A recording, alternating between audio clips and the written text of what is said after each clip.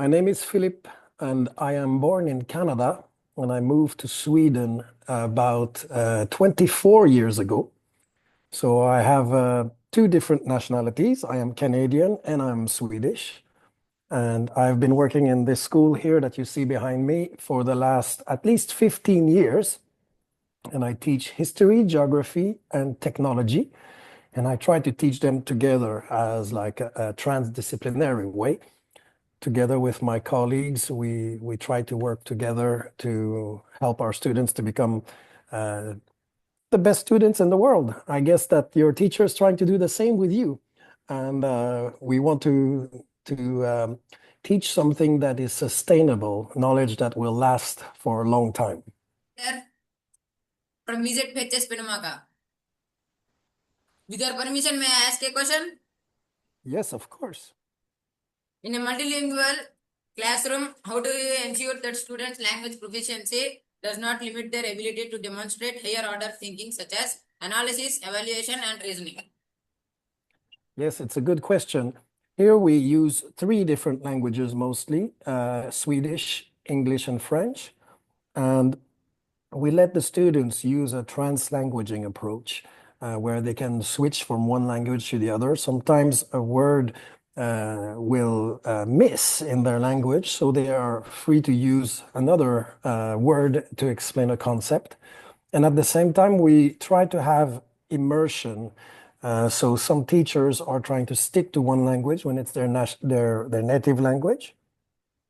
And of course, for example, in a test, I let my students answer in the language of their choice. I ask the question, let's say in Swedish or English, but if they feel more comfortable to answer the question in French, in Swedish, or in English, it's fine. It's the knowledge that we evaluate. It's not, it's an advantage to be able to use different languages. So if it's the knowledge that we want to evaluate, it doesn't really matter which language they will use as long as we understand it. And I think that with AI nowadays, it will make it even easier for us teacher to let students who have different native language to use their native language to show their true knowledge. So their evaluation is not dependent on our understanding of the language. Thank you, sir. Good morning. My name is Halka. I am a 90 graduate from GPHS Penma. Can I ask you a question? Absolutely. Why do you design transdisciplinary lessons in history, geography, and technology to intentionally develop students' critical thinking skills across languages and cultures? That's a great question. First of all, here in Sweden, critical thinking is part of the curriculum. We have to teach it, but we also have to evaluate our students based on their critical thinking skills. That is not only to try to find out what is disinformation or fake news. It's also to become good at problem solving. Critical thinking is to evaluate something and be able to find good creative ways of solving these issues. So we have to evaluate the students in that. And it's not only in theoretical stuff that we do this. We often do it in hands-on learning. When students have to construct things, they encounter problems, and we evaluate their capacity of solving these problems. For example, when I mix history, geography, and technology, I will give you a concrete example. Now with the 7th graders, I just finished a chapter about ancient history or ancient Greece. And one of the technological development of that era was the invention of a weapon called the catapult. So instead of just talking about it and look at a picture in a book, I asked the student after the chapter to build their own catapult. So I give them a ping pong ball, one elastic, and some material so they can build their catapult. As they're building their catapult, I make a fortress with paper cups in the corner, and the student have the challenge to design their catapult, and they meet the same challenges as those who first invented it. So at the end of the class, each team comes with their catapult and they try to destroy this fortress. So it makes it fun. It also shows that the first try they always fail, but they go back, they try to solve the problem, and this is a form of critical thinking. In this way, I can merge technology, the evolution of technology in a historical context, and then they are able to really learn sustainably this way because they learn from experience. Do I answer your question right? Good morning, sir. Good morning, or good afternoon to you. My name is Salma. I am a ninth grader from GPHS Perumak. Can I ask you a question, sir? Absolutely, thank you very much. Can you describe a learning activity where students physically compare historical or geography interpretation produced by humans and by AI tools? What did students learn from this comparison? Yes, that's also a good question. I will give you an example for like when my students are in grade 9, like you, they have to design their own websites in technology, but their website have to be about World War II because it's something that happened very close to here. And they have to find primary sources and also secondary sources, but they can choose the theme of their choice. It has to do with the Holocaust. It has to do with, of course, the war that happened in all of Europe and the world, and in, of course, in Asia and Japan. And they are looking at their secondary sources. And then as they're doing this research, they are allowed to use AI to do some, well, to get some inspiration, not to do the work for them. But a lot of students will discover things and they will be asked to go and verify the quality of the source. One example was that when a student prompted something online about Anne Frank, you know, she is a young teenage girl like you who died during World War II in a concentration camp. And she wrote a diary.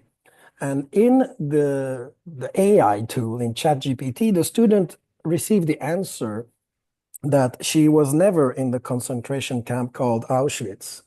And then obviously it is a mistake because she's been there before she was transferred to another concentration camp.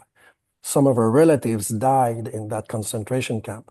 So that was a good opportunity to tell the students, you see, artificial intelligence is not always right. It can make mistakes. So I asked the student to go look at the sources, look at different other sources in books and also online. And the student learned that you cannot trust artificial intelligence 100% because it will go to it will tell you what you want to hear really if you don't make a prompt that is very well done. So it was a good lesson saying that you can't trust AI. And that is also a good way to do a critical thinking exercise because a lot of people will read the answer provided by AI without fact checking.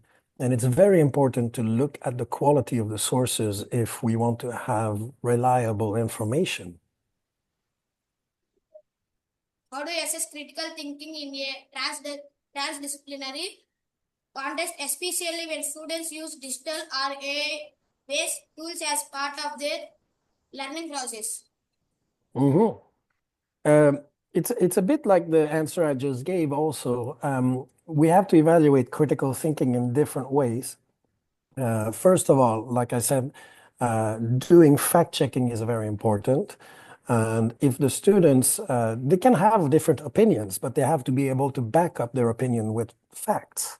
So we evaluate how they can substantiate claims. For example, if they write an assignment, they have not only be able to provide the sources, but also evaluate their quality.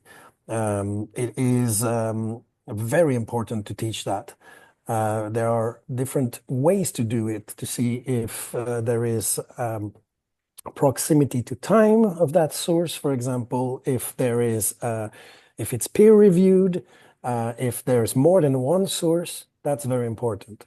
But like I said in my first answer as well, part of critical thinking is also to be a problem solver. You encounter problems in engineering, in mathematics. If you think in a creative way, you are showing critical thinking skills. And this is what we evaluate here. And here we don't evaluate it only in a summative way. We evaluate our student qualitatively. So it means that we want them to basically, the only thing that truly matters in a school like ours is to see the students make progress. We don't see our students as people who need to be evaluated constantly. First and foremost, I think most teachers want the student to be able and feel free to make mistakes so they can learn from these mistakes. And this is a very sustainable way to learn. If you learn from your mistakes, then you become a better critical thinker. Thank you, sir. Good morning, sir. Good morning. How are you? I am fine, sir. Thanks. My name is Naresh Babu. I am for GPHS Penmaka. Sir, may I ask you a question with your permission, sir? I give you my permission. Yes. The growing availability of AI tools, how do you teach students to critically evaluate information sources and outputs generated by artificial intelligence? Yes. It's not easy to evaluate output generated by artificial intelligence, and it's not every artificial intelligence tool that provides the same type of now I'm looking for the word here. I would say the same type of sources, because there are tools like, for example, Perplexity, where you can ask AI tool to provide the only peer-reviewed sources. But you can't do this with ChatGPT or Copilot or Grok, for example. There, for example, Grok will take everything that's on the old Twitter, now that's called X, which is not verified. It's full of opinions. So usually it gives very bad, unreliable answers. Meanwhile, so I would say Perplexity is much more reliable when you know how to prompt it well. So the students can ask the same question in two different AI tools and evaluate which one is the most reliable. There's a huge, huge difference if you compare the two. ChatGPT is somewhere in between, but you can learn to prompt your request on AI in order to provide reliable sources. People who don't know how to prompt well might end up with misinformation and disinformation. And that's why I think in schools nowadays, prompt engineering is one of the most important modern skill to teach. Like, it's a language development issue. If you know how to prompt well, then the AI will generate something that is relevant. If you don't know how to prompt, you will end up with something that sometimes makes no sense, or AI will just confirm your pre-existing beliefs that can be wrong sometimes.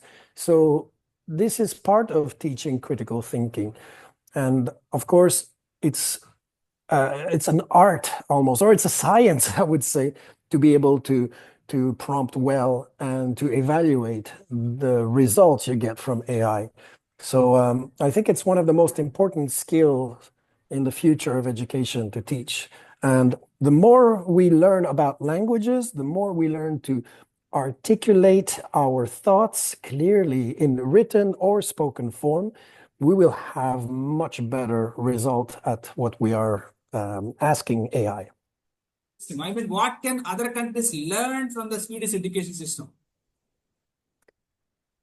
I think that what the world can learn from the Swedish education system is to evaluate much more towards the quality and the reflection skills, the analytical skills, rather than just memorizing facts. Because memorizing facts is not as important as it used to be. Nowadays, we can Google what we want to know. We can ask AI for facts, but we need to teach much more how to evaluate this data that we get, because the memorizing of facts was something important for my generation when we were in school, because things were not as fast as today. So now today the younger generation is exposed to so much information online that we need to be able to teach them much more how to evaluate and analyze this information rather than memorizing information. Of course, repetition and memorization is very important, especially if you learn a musical instrument or if you are learning mathematics. There are things, world map, for example, it's important to know things, very important to train your brain. But for facts, only like plain memorization, what I was doing when I was a young boy is not as important today as it used to be. Okay, thank you so much. Here is one more question. How is Yes. formative assessment practiced in your schools? How do students respond to these tests? I think that when it's a practical evaluation, the students respond with a very high level of engagement and they seem very passionate. What I do to motivate them when we do something like this is that when I gave them an assignment like this, I try to trigger them. I tell them that I expect you to fail, but prove me wrong. And then it gives them an extra motivation because they want to prove me wrong. And usually they succeed because they don't want to be like, to let go. They say, no, they persevere and they work hard. So when they feel that they tick that box, that they have been successful, for them, it doesn't really matter the level of the grade. Is they know that they've succeeded somehow by becoming problem solvers. And also because I triggered them by telling them that I expect them to fail. That makes them more resilient. They care less about the grade, but they care about the learning output and something that will stay forever with them as not only knowledge, but as know-how. They will know how to fix problems. They will be good critical thinkers. And I think that this is something that the world can learn from the Swedish education system, where problem solving, analytical, critical thinking, and when you try to evaluate, you have to be able to compare. So comparative analysis is very important. And I think this is what we should not only grade on, but what we should focus on in teaching nowadays. Okay, and if you allow me, I ask you one more question. You can answer as briefly as you can. And Yes. what kind of professional freedom do Swedish teachers have in designing curriculum and assignments and assessments? Yes, we have a lot of freedom, but we don't have freedom to design curriculum. We have a national curriculum that we have to follow, is very clear, and the assessment is very clear as well. But we have more freedom on how to apply it and how to develop it. I think it works best if we work as a team, if the teachers have a shared understanding of what are the goals to achieve and how to evaluate these things. It's not always good because a lot of teachers have a different interpretation of what these assessments mean. But in general, when we get together, we find a common ground. And in different schools, people interpret the curriculum differently. But I think we have a good level of freedom.